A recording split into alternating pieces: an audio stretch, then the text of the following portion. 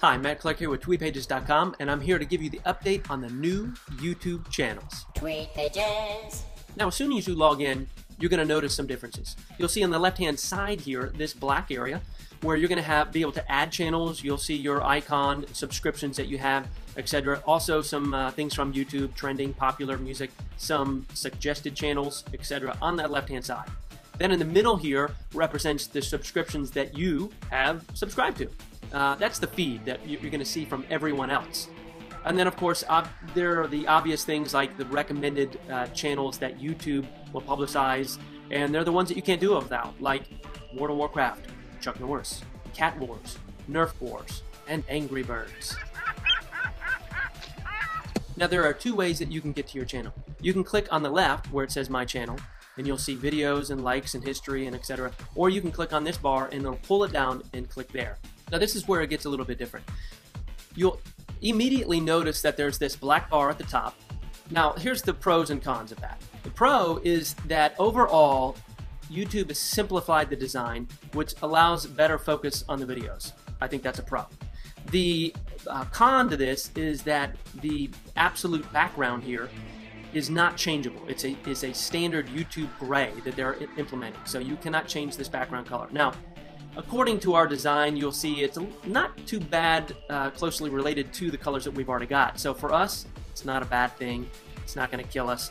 But for others and for other branding, that gray may pose a problem for branding your YouTube channel. Basically, you can only brand around the outside, left and right of the YouTube channel now, not anything behind it.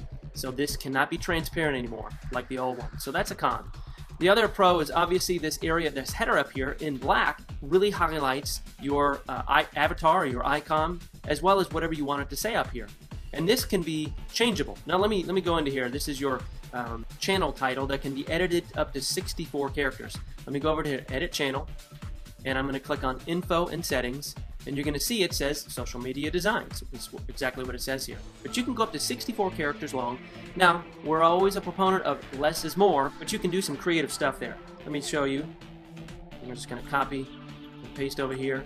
And then I'm going to say Done Editing. And here you'll see that it says, You'll love our social media designs. Subscribe here. So evidently I can copy and paste little symbols as well as arrows on here. Now, it's pointing to our subscribers and video views and Edit Channel.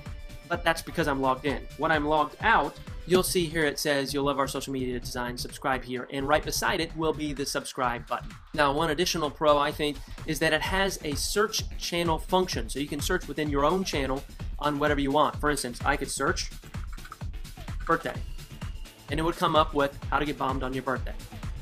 No, that kind of bomb. But you'll see that you can search your own channel with your own keywords or whatever you want to find on a particular channel to see if they have a video about that. You can click on the bird or the icon to go back to the home page. Now, there's an area here that says Add a Feature Video. And this is what used to be. The very front had this giant video. Well, it's not gone. You just have to add it. So you click on that. You determine which video you want, how to get bombed on your birthday. I press Apply. Now, you can have it automatically start playing, and you can prevent ads from showing up on this particular video as well. So you can choose whatever you want there. I would say apply, and then what's going to happen is the video is going to show up. There you go. And you can go back and edit and change the video or remove the featured video player. Below, you're going to see the rest of your uploaded videos. The good part, again, that I think is nice is that these videos are a little bit larger, they're separated, you can clearly see them a little bit better than what they used to have on the YouTube channel. Now, another pro to the new YouTube channel is that your friends and subscribers are not visible. Now, the pro to that is that it doesn't clutter up the design. Now, the con to that is that your friends and subscribers are not visible, in case you want others to see that. Here's another pro that I think is useful in the sharing and connected accounts. The options are much better. So let's go over to the settings. Now when you click on sharing, you're going to see that you have your on YouTube, on connected accounts, and then connect your accounts. Now before, you never had this area connected accounts. You only had YouTube and connect them. So when you connect Twitter and Facebook, and you want to do an activity like favorite a video, it would on your channel show up on YouTube. But if I don't want it to be in my feed every time I favorite a video, I would remove that or like a video. or comment a video. Only really I just want it to show up that I upload. Maybe that's all I want to do.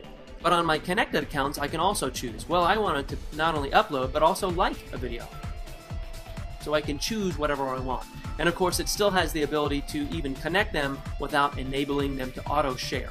If you click on profile setup, you still have the same ability where you can change your picture, describe yourself, put your website in, your personal details and information, jobs, careers, interests, etc. You still have that capability of doing that there. The other addition, which I think is a pro and a con as well. The good part is that you have this ability to go over to the corner and press edit and change some of these things that you wanted to say right here. It also has the ability to add a new link. So I've added my website right here as well. I put the title and I say tweet pages or social media design, and then I can put my, obviously, URL there. I can add it, and then it would be a link right to my website. So that's a good thing. Now the other thing that people will like is that you can put your other social media here. I've already connected my Twitter at Tweet Pages. I haven't connected my Facebook yet, but you can see that what I can do is click on Show, and it'll show up here, and then I click Apply, and you'll see that I have both websites that's going to the same place. I'm just showing you the title difference that you can do. And you'll see that it says Twitter right here. But you can click on Twitter and obviously it will open up, and it will open in a separate window. Same thing with the other links that I put on. If I choose to go to tweetpages.com, it opens up in a second window. So that's kind of cool that you have ability to add websites. However, here's the downfall, and it's what we call social media loop. In essence, you're sending them from YouTube to Twitter to Facebook to YouTube to Twitter to Facebook. You never land them on your homepage or your website or your storefront, and that's the key. If you're selling a product or a service, you could be sending people in what we call a social media loop, which is a whole nother video. Now you'll notice that it says featured, feed, and videos. When I click on all three of those, they show up with different things. Here's the featured area, and you can choose whether or not you want featured, feed, or videos to show up first. Just like kind of like on Facebook, you have a default wall tab. So that's what they do with YouTube. So when I click on feed, this is going to show you all the feed that I'm doing, all the activities that I'm a part of. And you'll see the videos that we've loaded up, anything we've posted on our activity that other people would want to see what we're doing. It's kind of like a status update that you would see on someone's wall on Facebook. Not sure how useful it is. Now above here, you'll see post a bulletin. When you click on that, you can post something and then of course add a video if you'd like, or a playlist. And I'm just going to add this. I'm testing the new YouTube and recording a video. I'll update soon with the link, and I'm going to post, and then of course that's going to go to my feed, to my followers or subscribers, and they've instantly received that. Now let me click back over here to the video side, and you'll see here are all the uploaded videos that we have, as well as any playlists that we may have. Tweet page FAQs, Twitter how-to videos, tweet page videos from others. So you can see all those kind of things there. Now when you go back to featured or feed, you'll see on the right hand side post a channel comment. Now this is where others would comment on your particular channel. And of course you can comment in your own channel too, or thank people and those kind of things that comment. But I'm just going to do a test here. I'm testing the new YouTube comment section, video coming soon, and I'm going to post. And as soon as I post, you'll see the view all comments. And this is the feed. It takes me back to the feed. Now, I bet you're wondering, where is that feed? Where do I find it? Well, what they did is anytime you click on feed, you'll see here, initially, it always lands on your activity. But if you go to view, you'll see that you can choose comments only. Now, this is good and bad. I like the ability to keep it clean and not cluttered. However, you can't see your activity and your comments at the same time. You have to choose one or the other. And if I choose comments, which you'll see here that it says, I just posted a comment, I'm testing the new YouTube comment section, video coming soon. When I click back on feed, it's going to reset it to Tweet Pages activity. So people have to actually go to the comments only to only see your comments. So people have to relearn YouTube a little bit to know that if they want to see what people are saying about you or your activity, they have to go to feed, and then they have to choose from that. Now the settings here, when you click on it, just says allow channel comments, allow channel comments, but don't display until approved, or disable channel comments altogether. So that's where you would change that there. Now let's head over here to the edit channel area. Now you'll see here appearance, Info and Settings, and Feature tab. Now the first one we're going to look at is the appearance and the channel version. This is where you can switch back to the old version and to the new version. We'll get to that in a moment. Obviously your avatar, that little picture right here that you would load of yourself or your logo, and then the background. Our background is here, and how you repeat it. Whether it's a no repeat, horizontally, vertically, so you can use a small graphic to repeat as a pattern, or for instance for us, we're just going to repeat it vertically. I don't need it to go horizontally, I just need it to go vertically. And because that's going to continue down and repeat, it doesn't matter what channel color I choose. Although I could go in here and I can clear the background image, I can choose one from here, I can use one, a hex code that if I know it from Photoshop, I can put that in, or I can clear it all together so it's nothing and press accept. And then of course, always make sure that you hit done setting, but we're not done.